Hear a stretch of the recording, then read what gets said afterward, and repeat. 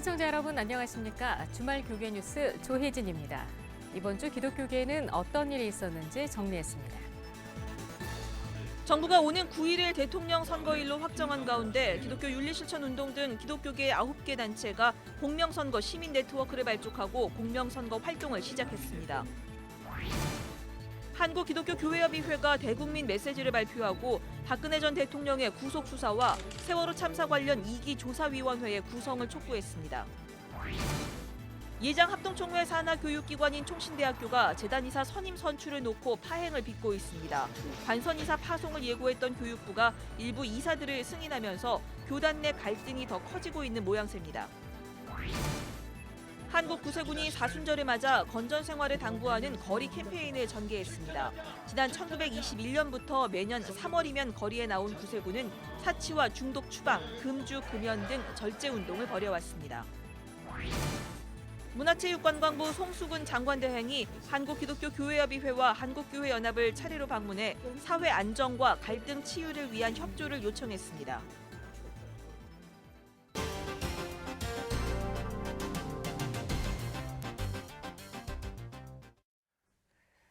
한국교회의 대표적인 대형 교회 중 하나죠. 서울 명성교회가 세습 의혹을 받고 있습니다.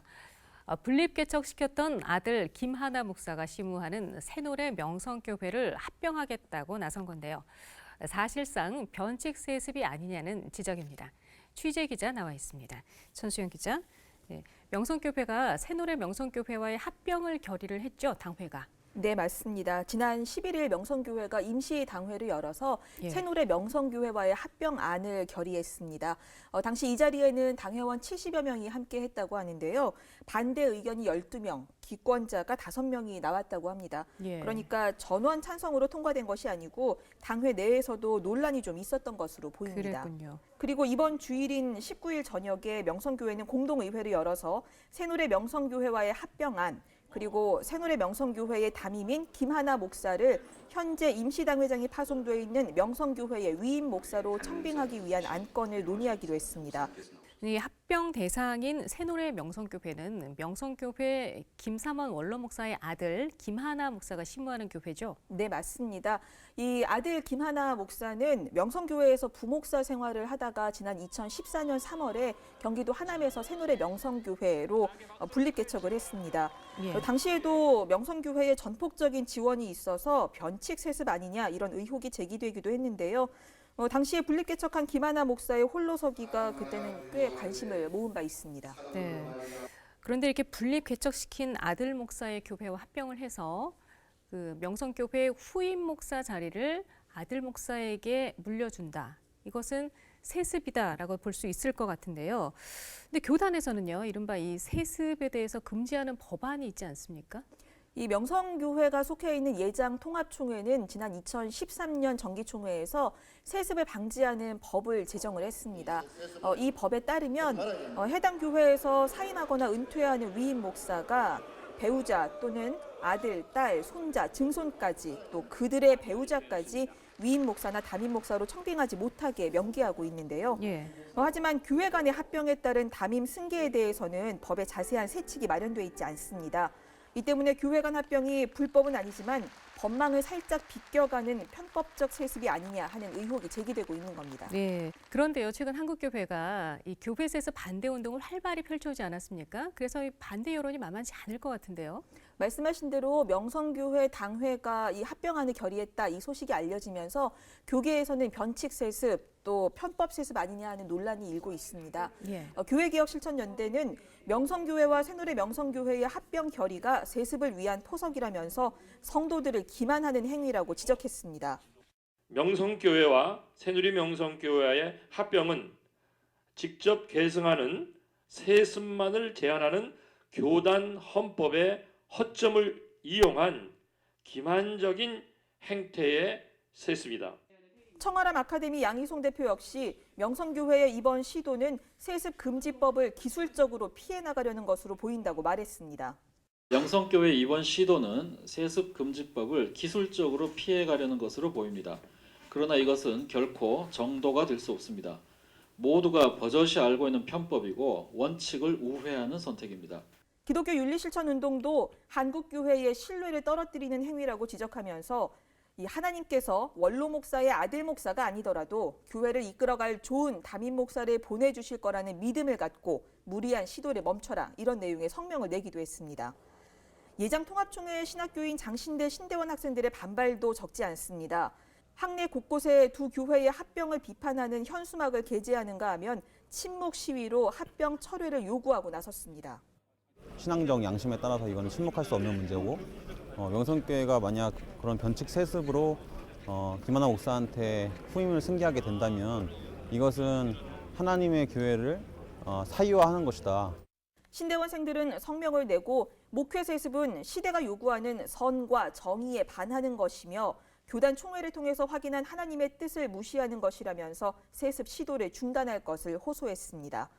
또 예장통합 내 7개 신학교 교수 81명도 호소문을 냈는데요.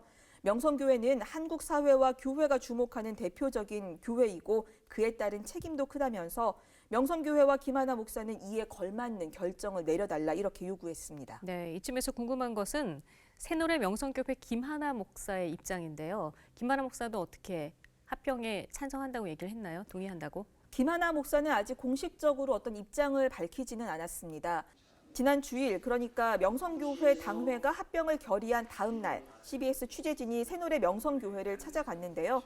김 목사는 아직 아무것도 결정된 게 없다. 어떤 말을 해도 오해가 생길 수 있다는 정도로 말을 아꼈습니다.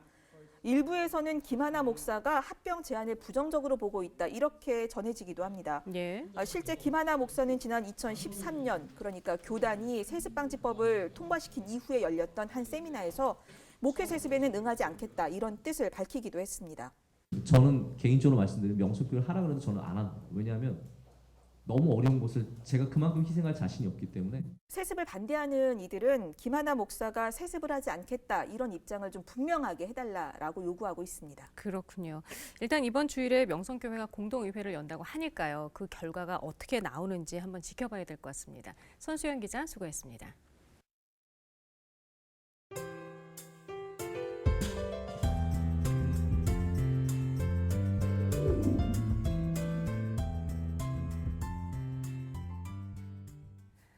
여러분들은 얼마나 자주 성경을 읽으십니까? 사실 바쁘다는 핑계로 또 내용이 어렵다는 이유로 성경을 읽지 못했던 경우가 많았을 겁니다. 그래서 간편하면서도 재미있게 성경을 읽을 수 있도록 돕는 드라마 바이블 어플리케이션이 개발돼 좋은 반응을 얻고 있습니다. 이사라 리포터입니다.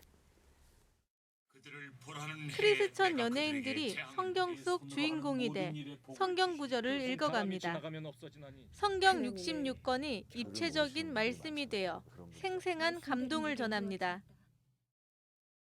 G&M 글로벌 문화재단이 성경 66권을 오디오 드라마 형태로 제작한 드라마 바이블 어플을 출시했습니다.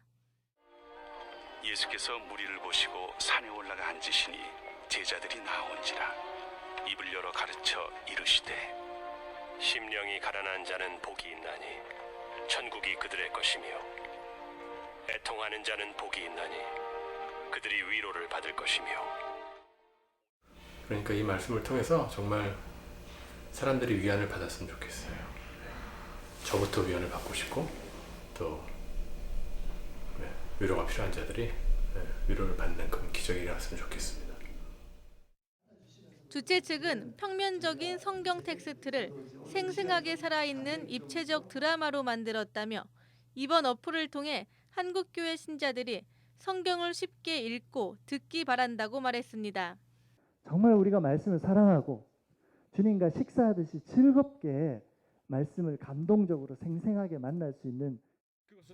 이번 드라마 바이블에는 배우 차인표가 예수 역을, 배우 한인수가 하나님 목소리 역을 맡는 등 100여 명의 크리스천 연예인과 성우 등이 재능 기부로 참여했습니다. 저도 인생이 그렇게 펼쳐지고 있어요. 좀 바뀌고 있어요. 잠언의 지혜로운 여인장처럼. 그래서 어느새 내가 잠언 31장 같은 삶을 살게 됐구나. 하나님 어떻게 하면 좋아요? 라고 기도를 그냥 드리는 순간 갑자기 뭐 주먹으로 확 친 것처럼 예수님이 나를 얼마나 사랑하시는지 그리고 그 배경이 전체적으로 저한테 다가왔어요. 4년의 제작 기간을 걸쳐 완성한 드라마 바이블 어플은 애플 앱스토어와 안드로이드 플레이 마켓에서 무료로 다운받을 수 있습니다. CBS 뉴스 이사라입니다.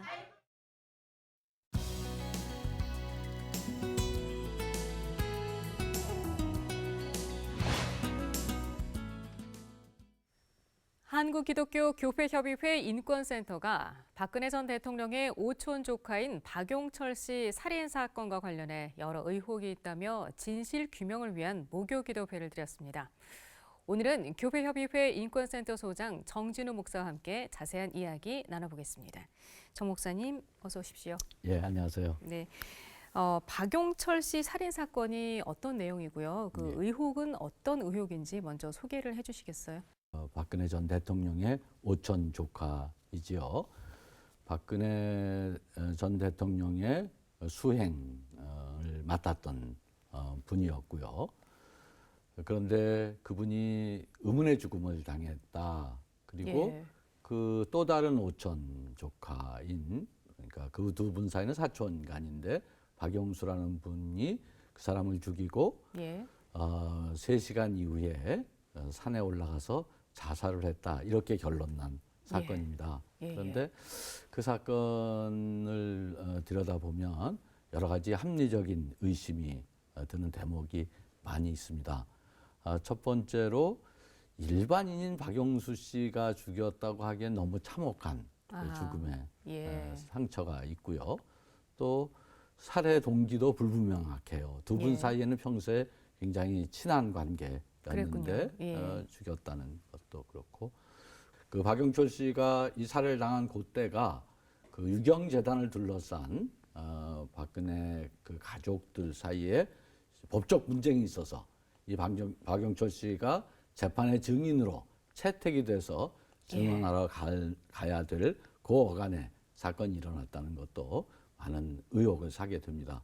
그리고 뿐만 아니라 이 사건 주위에 있었던 몇몇 분들이 또 의문의 죽음을 당합니다. 그쵸. 멀쩡했던 사람이 라면을 먹다가 죽었다든지 심장마비로 죽었다든지, 그래서 가족들이 이 사건을 그 경찰의 발표를 쉽게 받아들이지 못하고 있는 것입니다. 네.